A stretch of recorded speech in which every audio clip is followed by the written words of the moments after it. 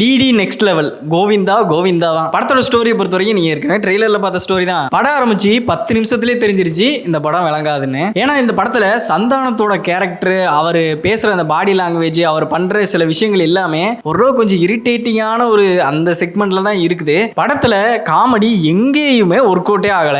எல்லாம் அப்படியே சும்மா தான் உட்காந்துருக்காங்க தியேட்டர்ல எல்லாருமே. 2.5 மணி நேரம் படத்துல 2 இடத்துல மட்டும் தான் சிரிப்பு வந்துச்சு. ஃபர்ஸ்ட் ஹாஃப் முடிஞ்ச உடனே போதும் இதுக்கு மேல போயிடலாம் அப்படிங்கிற மாதிரி தான் எனக்கு தோணிட்டே இருந்துச்சு. ஆனா சரி காசு கொடுத்துட்டோமே என்ன பண்றது, நான் இவ்வளவு காசு போட்டு டிக்கெட் வேற எடுத்துட்டேன், சரி உட்காந்து பார்த்துட்டே போவோம் அப்படின்னு சொல்லிட்டு தான் கடைசி வரைக்கும் உட்காந்து பார்த்துட்டே இருந்தேன். ஏன்னா செகண்ட் ஹாஃப்ல வச்சு ஒரு கொஞ்சம் 2-3 காமெடிஸ் வரும், கொடுத்த காசுக்கு அதுக்காக சிரிச்சுட்டு போலாம் அப்படிங்கிற மாதிரி தான் நினைச்சு வந்தேன். ஒண்ணுமே இல்ல படத்துல. ஆனா இந்த படம் பார்த்துக்கிட்டு இருக்கும் போது எனக்கு தோணுன விஷயம் என்னன்னா, யாராச்சும் அவங்க படுத்த கலாய்க்கிறதுக்கு அவங்களே பாட்டு போட்டுப்பாங்களா அப்படிங்கிற மாதிரி தான் எனக்கு தோணுச்சு. ப்ரோமோ சாங் கூட வந்துச்சுல, அப்படியே இந்த படத்துக்கு அப்படியே செட் ஆகும். படத்துல இதெல்லாம் நல்லா இருக்கு அப்படிங்கிற மாதிரி சொல்ற மாதிரி எனக்கு எந்த விஷயமே தோணல.